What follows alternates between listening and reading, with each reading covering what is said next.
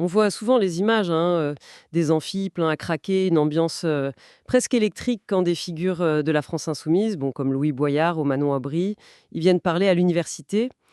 D'où ça vient, au fond, cette espèce de ferveur d'une partie des jeunes pour LFI? C'est vrai que ça frappe, cette énergie. Et ça mérite qu'on regarde ça d'un peu plus près. Alors aujourd'hui, justement, on va essayer de plonger dans cette relation complexe, oui, entre la France insoumise et la jeunesse. On va regarder un peu les questions de radicalisation, de stratégie politique aussi. Et on va s'appuyer pour ça sur une analyse assez détaillée d'Olivier Vial, dont on a eu les éléments. Exactement.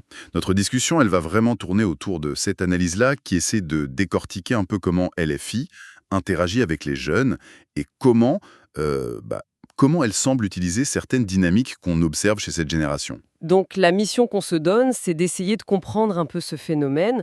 Pourquoi ce discours LFI, il résonne comme ça chez certains jeunes? C'est quoi le rôle des facs, des universités là-dedans? Et puis, comment ça a évolué cette relation ces dernières années? Bon, allez, on essaye de démêler un peu tout ça. Allons-y. Un premier point important qui ressort de l'analyse de Vial, c'est que LFI n'aurait pas tellement créé une radicalisation chez les jeunes. En fait, ils auraient plutôt identifié et, comment dire, surfé sur une tendance qui existait déjà, qui s'est installée ces 10 dernières années. C'est ça. C'est une nuance intéressante. L'analyse de Vial, elle suggère que LFI a surtout été habile, disons, pour capter un certain air du temps. Il pointe notamment un glissement, un glissement sémantique et idéologique assez net. On serait passé, par exemple, du discours sur le développement durable, qui était somme toute assez consensuel, Oui, un peu lisse même parfois. voilà, à celui de la collapsologie. Et là, c'est beaucoup plus anxiogène, beaucoup plus radical, hein.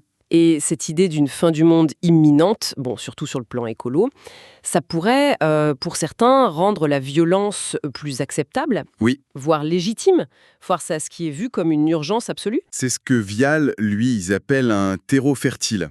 Il pense que ce climat-là, ça favorise une acceptation plus grande de positions qui avant étaient marginales chez les jeunes. Il cite par exemple un sondage Ractive de mars dernier pour appuyer ça.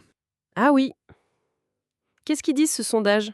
Alors selon ce sondage, 40% des jeunes salariés interrogés trouveraient acceptable qu'un chauffeur VTC refuse un client à cause de sa religion. L'exemple qu'il donne, c'est un chauffeur musulman qui refuserait un client juif. 40%. C'est énorme. Ce chiffre, tel que Vial l'interprète en tout cas, ça suggère une évolution assez notable des mentalités sur des questions sensibles, quoi. L'analyse, elle mentionne aussi, dans le même esprit, une acceptation du port du voile qui serait bien plus élevée chez les jeunes générations. Tout à fait. Pour Vial, tous ces éléments, ça décide d'un paysage mental un peu spécifique. Et c'est là-dessus que LFI aurait choisi de s'appuyer. Et c'est là qu'arrive cette idée d'instrumentalisation que Vial développe. L'idée, ce serait que LFI, bon, ayant vu cette sensibilité particulière, cette radicalité un peu latente, chercherait à l'utiliser pour ses propres buts politiques. C'est la thèse de Vial, oui. Il suggère que cette radicalité des jeunes, elle serait vue comme un levier.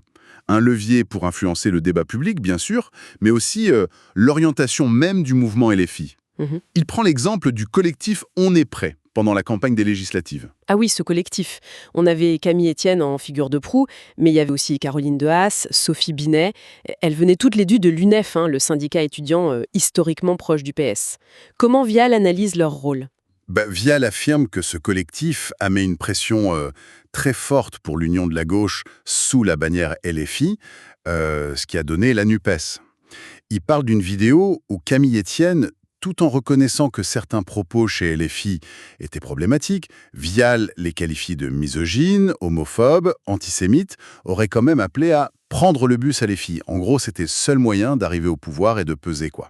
Cette notion d'instrumentalisation, elle est assez forte quand même. Comment Vial voit ça se traduire concrètement dans la stratégie de Mélenchon? Vial suggère que Jean-Luc Mélenchon verrait la jeunesse un peu comme une force d'appoint, utile pour peser sur la politique en général, mais aussi parfois pour régler des comptes en interne, faire pression sur des élus LFI jugés moins dociles ou qui prendraient trop de place peut-être. L'Enanus va même jusqu'à faire un parallèle avec Certaines traditions trotskistes. Oui, Vial y voit une sorte de réminiscence de pratiques observées dans certains courants trotskistes.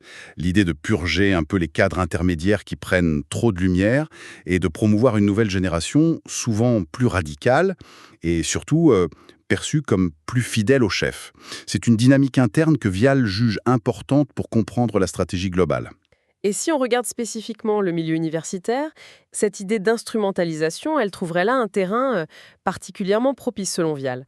Pourquoi les campus seraient si réceptifs? Alors, l'analyse de Vial donne plusieurs pistes. D'une part, il décrit les universités françaises, surtout dans certaines filières, sociaux, sciences humaines et sociales, comme étant très politisées, avec une culture dominante plutôt de gauche, chez les étudiants comme chez les profs. Et d'après lui, les étudiants qui seraient plutôt de droite, eux, ils auraient tendance à éviter ces filières universitaires. C'est ce que Vial avance, oui. Donc il en conclut que ça crée mécaniquement un public qui est souvent quasiment acquis aux idées de gauche radicale dans ces facs. Un public idéal pour LFI en somme. Mais il y a aussi une histoire plus spécifique, une bataille d'influence avec l'UNEF, le syndicat étudiant, qui était vraiment le bastion du PS pendant des années.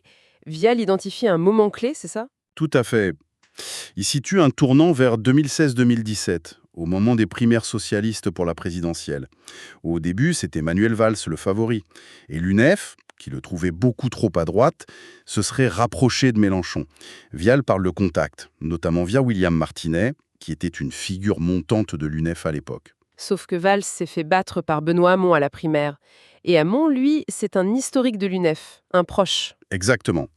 Du coup, d'après l'analyse de Vial, l'UNEF aurait complètement changé de stratégie.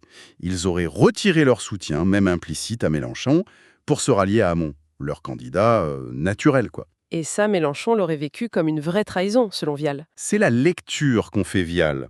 Il soutient que Mélenchon, après ça, et après l'échec monumental de Hamon à la présidentielle, aurait décidé de faire payer l'UNEF pour ce qu'il voyait comme un manque de loyauté. Et comment cette volonté de revanche, elle se serait traduite sur le terrain des facs, d'après l'analyse de Vial? Vial affirme que des cadres LFI ont alors activement poussé et aidé à la création d'un syndicat étudiant concurrent. Ils l'ont appelé l'Union étudiante, et c'est une structure très très proche des positions et de l'organisation de LFI. Et ça a marché, apparemment, hein. Oui, l'analyse de Vial montre que cette nouvelle organisation a réussi à marginaliser l'UNEF de façon assez spectaculaire dans les élections étudiantes. L'UNEF serait maintenant souvent troisième ou quatrième, parfois même derrière le syndicat de droite uni, ce qui était impensable il y a quelques années. D'accord. On comprend mieux comment LFI a pu construire sa présence et son influence dans ce milieu. Vial cite d'ailleurs des parcours comme celui de William Martinet, passé de cadre UNEF à député LFI, ou Louis Boyard, qui vient du syndicalisme lycéen, puis un bref passage à l'UNEF avant de devenir une figure LFI très médiatique, comme des exemples de cette stratégie. Absolument. Tout ça, selon Vial, ça aide à expliquer pourquoi LFI remplit les amphis aujourd'hui.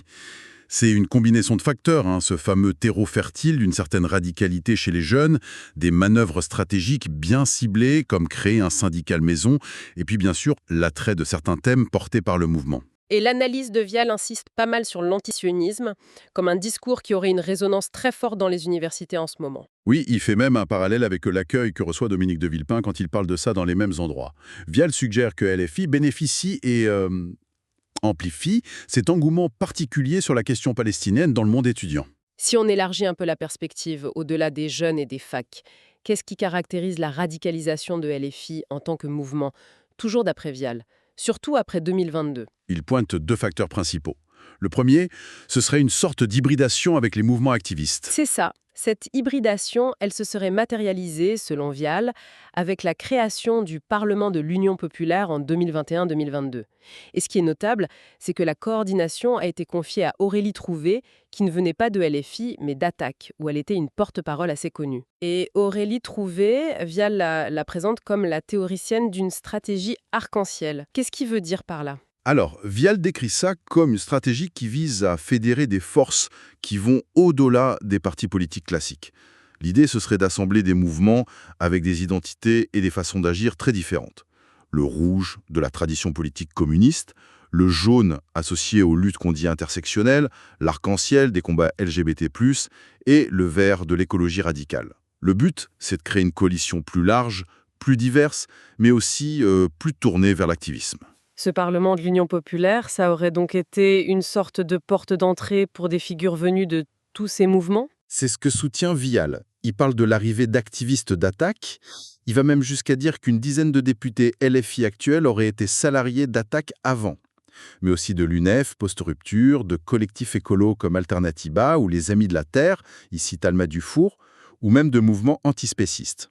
Et ça aurait eu quel impact sur le fonctionnement et le discours de LFI, cette hybridation, d'après Vial? D'après son analyse, ces nouveaux arrivants, ils viennent de cultures militantes différentes.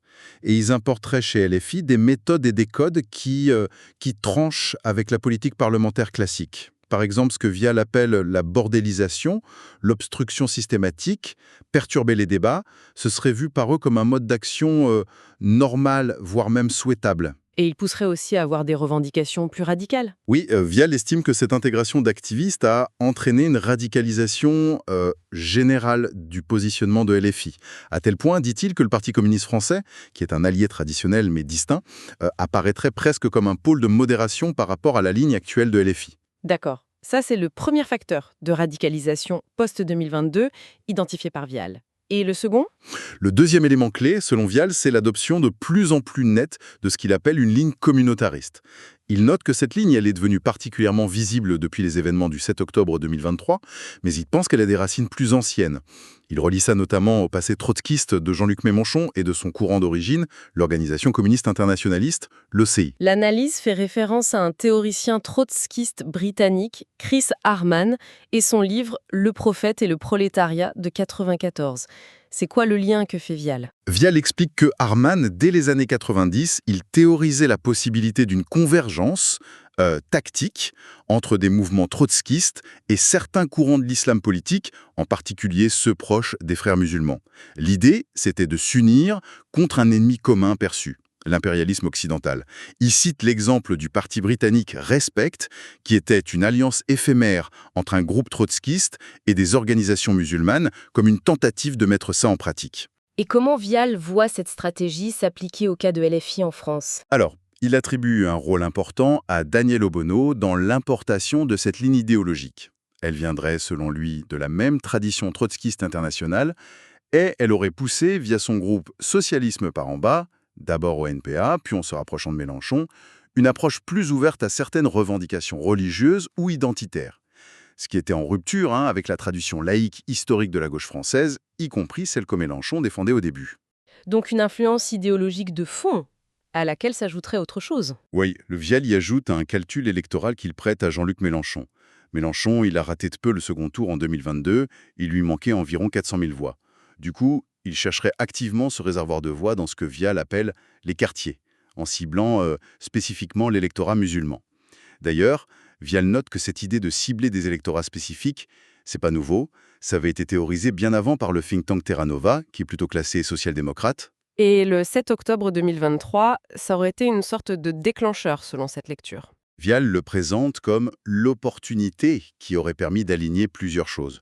Une stratégie idéologique qui était là, sous-jacente, un intérêt électoral bien identifié, et puis des circonstances politiques internationales. Et cet alignement aurait provoqué une accélération, une affirmation beaucoup plus claire de cette ligne communautariste. Vial relie aussi fortement cette évolution à ce qu'il décrit comme l'attrait puissant et qui existait déjà, de l'antisionisme dans certains milieux, notamment universitaires. Il présente cet antisionisme comme un courant entretenu depuis longtemps parce qu'il nomme les mouvements décoloniales et par des acteurs extérieurs comme les Frères musulmans ou le média AJ+, financé par le Qatar. Eux, ils utiliseraient, selon lui, le conflit israélo-palestinien pour critiquer l'Occident. Et dans cette optique, LFI ne ferait que chevaucher cette vague, s'inscrivant dans ce que Vial et d'autres appellent l'islamo-gauchisme. Parlons un peu du livre La Meute, qui a fait couler beaucoup d'encre sur LFI récemment. Est-ce que Vial y a trouvé des révélations fracassantes? Pas vraiment, d'après son analyse. Il pense que l'essentiel de ce qui est décrit dans le livre, les méthodes de management, les tensions internes, tout ça, c'était déjà plus ou moins connu. En tout cas, des observateurs attentifs du mouvement. Ce que Vial retient surtout, c'est la confirmation du rôle central et de l'influence de Sofia Chikirou. La compagne de Jean-Luc Mélenchon, comment Vial l'a décrit? Il l'a qualifiée de femme de l'ombre. mais une ombre très active et très influente. Il la décrit comme partageant le même caractère qu'il juge nocif et agressif que Mélenchon. L'analyse va même jusqu'à utiliser l'image des Thénardier pour parler de leur duo à la tête de LFI. Ça suggère une sorte de cogestion autoritaire et pas très regardante sur les moyens. Pourtant, malgré ces critiques internes et externes que Vial rapporte, comment il explique que LFI semble garder son leadership à gauche? Vial donne deux raisons principales dans son analyse. La première, c'est l'efficacité de ce qu'il appelle, en reprenant une expression attribuée à Lionel Jospin, le petit théâtre antifasciste. En gros, en agitant sans arrêt la menace de l'extrême droite, LFI arriverait à souder une partie de la gauche derrière elle et à disqualifier les critiques internes ou celles qui viennent d'autres partis de gauche. Tout ça au nom d'un péril supérieur. La fin contre le RN justifierait les moyens, même les moins démocratiques en interne d'après cette lecture. D'accord. Et la deuxième raison avancée par Vial? C'est que LFI détiendrait toujours, selon lui, une sorte de monopole idéologique à gauche.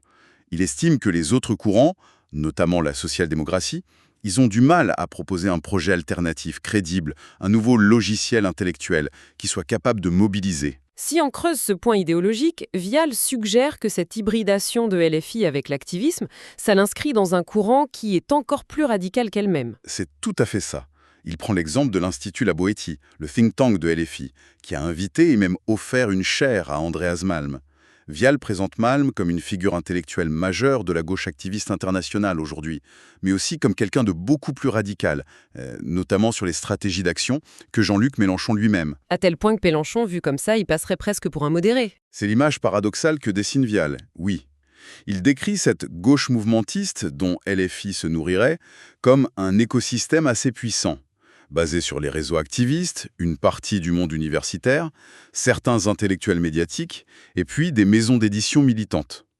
Et cet écosystème serait engagé dans une espèce de surenchère de radicalité. Vial donne l'exemple du sabotage, qui serait de plus en plus banalisé. Oui, il fait référence à une intervention sur France Inter d'une porte-parole des soulèvements de la Terre.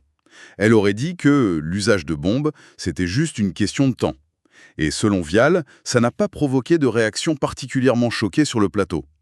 Pour lui, ça montre que LFI puise son inspiration et une partie de ses troupes dans un milieu idéologique qui est potentiellement encore plus radicalisé qu'elle ne l'est officiellement. Si on se projette un peu, comment Olivier Vial voit l'avenir de LFI, disons, dans 10 ans? Sa prédiction, en se basant sur les habitudes de Mélenchon, c'est que le mouvement n'existera probablement plus sous le nom La France Insoumise. Il rappelle que Mélenchon a déjà refait son organisation à chaque grand cycle électoral, le parti de gauche puis LFI, qu'il décrit comme une structure plus gazeuse, plus centralisée autour de lui. On pourrait donc voir une nouvelle structure émerger, peut-être encore plus centrée sur quelques figures clés choisies par le chef? C'est une hypothèse que Vial n'écarte pas, mais le risque majeur qu'il identifie pour l'avenir, il est ailleurs. C'est l'approfondissement des liens, qu'il juge déjà préoccupants, entre la façade politique légale de LFI et des réseaux activistes qui sont de plus en plus tentés par la clandestinité et l'action illégale. Pourquoi ce risque lui paraît si grand? Parce qu'il observe une radicalisation qui s'accentue dans la base militante sur laquelle LFI s'appuie. Une partie de cette base serait en train de passer de la désobéissance civile à l'action directe illégale, voire au sabotage. Et si LFI continue de cultiver ses liens et de s'appuyer sur ces réseaux, elle risque, selon Vial, d'être entraînée sur cette pente. L'analyse va même jusqu'à esquisser des parallèles avec des organisations nationalistes ou révolutionnaires qui ont pu avoir une branche politique officielle et une branche armée ou clandestine. Il pense à l'ETA, au Pays Basque ou certains groupes corses. C'est une comparaison très très forte. Et Vial appuie cette crainte sur des faits concrets. Oui, il mentionne l'augmentation récente d'actions de sabotage qui sont revendiquées par des groupes anonymes.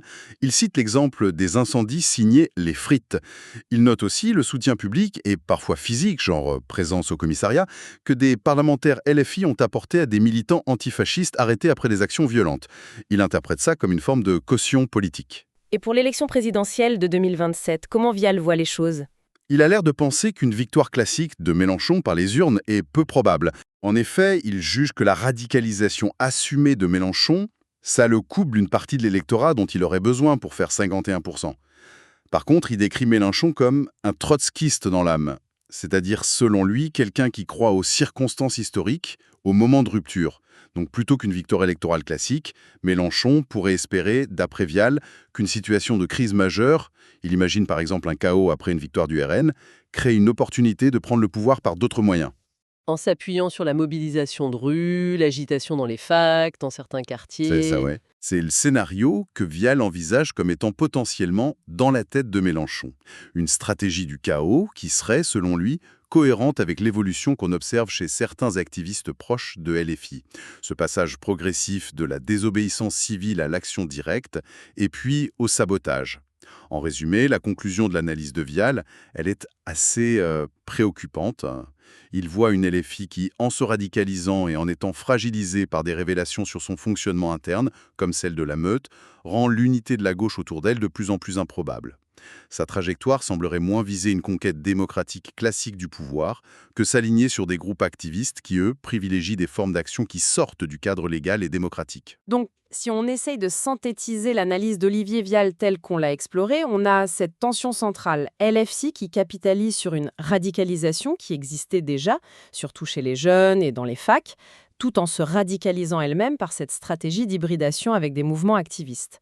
Son avenir, d'après cette lecture, pourrait être de plus en plus lié à ces franges radicales, avec un risque de brouiller les lignes entre l'action politique légale et l'action clandestine.